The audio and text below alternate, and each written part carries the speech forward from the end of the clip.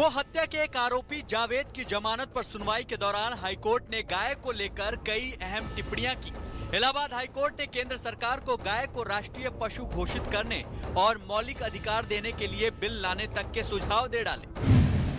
अदालत ने कहा कि मौलिक अधिकार केवल गोमांस खाने वालों का ही नहीं है, बल्कि जो गाय की पूजा करते हैं और आर्थिक रूप से गायों पर निर्भर हैं, उनके पास भी है। जीवन का अधिकार मारने के अधिकार से ऊपर है और गोमांस खाने के अधिकार को भी कभी भी मौलिक अधिकार नहीं माना जा सकता।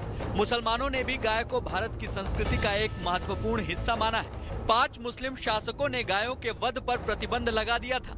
बाबर, हुमायूं और अकबर ने भी अपने धार्मिक त्योहारों में गायों की बलि पर रोक लगा दी थी। भारत के संविधान के अनुच्छेद 48 में भी कहा गया है कि गाय नस्ल को संरक्षित करेगा और दुधारू व भूखे जानवरों सहित गौ हत्या पर रोक लगाएगा। भारत के 29 राज्यों में से 24 में गौ हत्या पर प्रतिबंध है। दरअसल इलाहाबाद हाईकोर्ट में गौ हत्या के आरोपी जावेद की जमानत याचिका पर सुनवाई चल रही थी, जिसे कोर्ट ने खारिज कर दिया। जस्टिस शेखर यादव ने अपने फैसले में कहा कि आरोपी जावेद ने न केवल गाय को चुराने के बाद उसकी हत्या की, बल्कि उसका मांस भी अपने पास रखा हुआ था। मुस्लिम समाज के बड़े हिस्से और धर्म गुरुओं ने भी गाय पर कोर्ट के नजरिए से सहमति जताई और गोवध के खिलाफ सख्त कानून बनाने की मांग की। मुस्लिम पर्सनल लॉ बोर्ड माननीय उच्च न्यायालय के आदेश का स्वागत करता है और केंद्र सरकार से मांग करता है कि वो जल्द से जल्द गौवध के खिलाफ कानून बनाए। हमारे हिंदू भाई गाय को एक मुक़द्दस जानवर के तौर पे मानते हैं, लिहाजा उनके मजहबी और रिलीजियस सेंटिमेंट्स का ख्याल रखते हुए इसको गाय को नेशनल एनिमल के तौर पर डिक्लेयर करना चाहिए। चूंकि गाय, गौमांस और गौ हत्या को देश में सियासी मुद्दा बनते देर नहीं लगती, इसलिए इस मौके पर तमाम दलों की तरफ से भी बयानबाजी शुरू हो गई।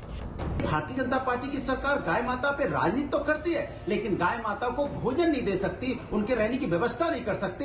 इससे ज्यादा शर्म की बात तो किसी भी सरकार के लिए हो ही नहीं सकती। जिस तरीके से हाई कोर्ट ने कहा है कि गौ माता के संरक्षण को एक राष्ट्रीय मुद्दा बनाए, राष्ट्रीय पशु के रूप में घोषित करे तथा इस तरीके की असमानताओं को दूर करे कि उत्तर प्रदेश में गौवंश पर प्रतिबंध है, लेकिन गोवा में कोई प्रतिबंध नहीं, असम में कोई प्रतिबंध नहीं। नेताओं के बयान सियासी फायदे नुकसान के मुताबिक तो होंगे।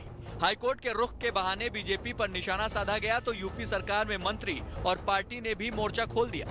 कोर्ट ने जो कहा, कोर्ट हमारा एजेंडा तो नहीं हो सकता। हाईकोर्ट पे कोई टिप्पणी करे वो भारतीय जनता पार्टी की सरकारों का एजेंडा है, तो बहुत तौहीन की जा रही है। इलाहाबाद हाईकोर्ट के फैसले के बाद हर पार्टी अपने अपने हिसाब से बयानबाजी करेगी, ये तय है। इस मामले में धार्मिक और सियासी गलियारे में लंबे समय तक बहस चल सकती है।